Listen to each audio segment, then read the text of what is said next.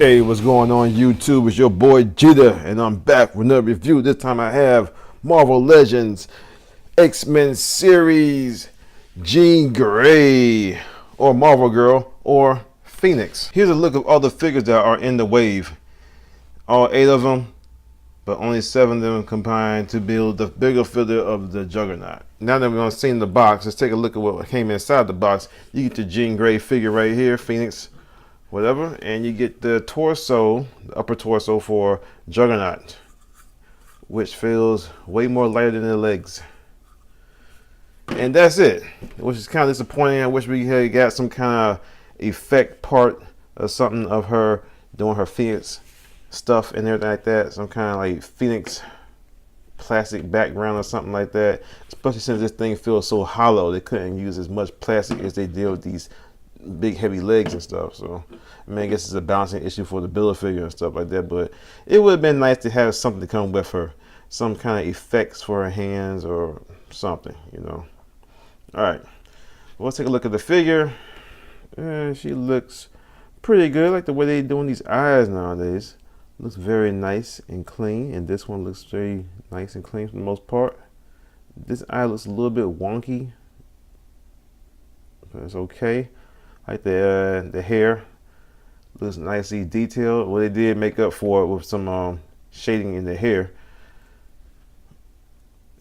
Costume looks like Jean, her Phoenix form. Not much to it. This look came out real nice on her chest. The Phoenix logo. Wish they would have sculpted the gloves on instead of just painting them. So they saved a lot more money on that plastic and the other accessories. Same thing with the boots, which would have sculpted those on there. But we do get the little floaty sash or belt. But it looks pretty good. Nice, nice yellow plastic. One bad thing is that she is kind of a little bit hard to pose or to stand up. I mean, a little hard to stand. You gotta work with her a little bit because she had these heels, wedges, what do you want to call them? So yeah, and she comes with these elaborate hands, like she's doing some kind of mystic powers or something like that, telekinesis at you or something like that. And get to articulation. Head is on a ball hinge, which I don't know why they did that. It's sitting very high up there, making her neck look super long. The issue, if you've seen my rest of my videos, that I said was the problem with this line is that the necks are ridiculously long on most of the figures. So she can do that motion right there. Looks kind of weird and freaky. She cannot look up because the hair and stuff like that. They did try to sculpt it so it kind of works into her back and stuff, but it really doesn't allow for any upward movement whatsoever. Maybe if you tilt like an Egyptian back a little bit, you get a little bit of head upward motion right there.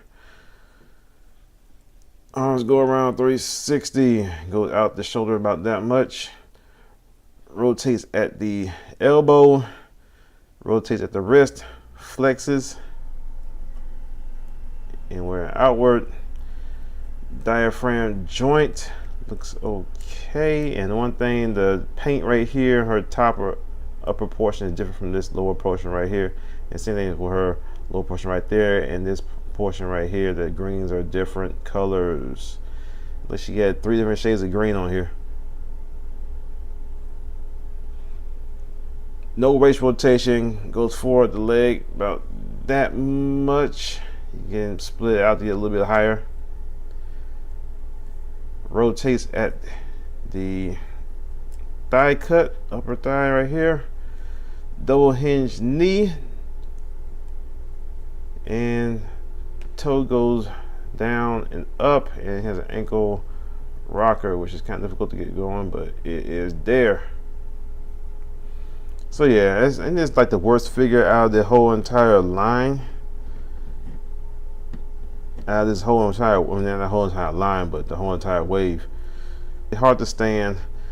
Doesn't really come with any accessories, which is kind of boring for the figure. But I do give it to him that the face sculpt looks awesome. The hair looks pretty good. And here he is with some other Marvel Legends figures. She is taller than Mockingbird, which I will buy because Jean Grey is supposed to be a taller woman.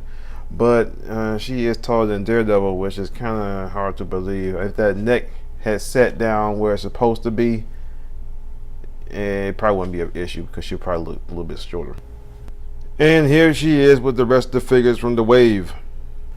Okay, that's about it. Like I said, she is an okay figure. She has some issues, different shades of green for the plastics and stuff and the paints. Wish they could have used some of that budget to go ahead and mold in her boots and her gloves. At least that they wasn't gonna give her any kind of real accessory. Juggernaut part is very, very light. They did do some shading for the hair, which is thank you, but not good enough, man. I wish she could have came with a little bit of something extra with her. She's very plain Jane. She's hard to stand, and it's probably best just to have her on some kind of flight stand like I got set up right here, and have her doing some kind of pose like she's about to use her powers or something like that. But I mean, I would have worked if she was just regular old Jean Grey, a Marvel girl. But she's a Phoenix right now, and you want to do something more extravagant than some basic telekinesis poses.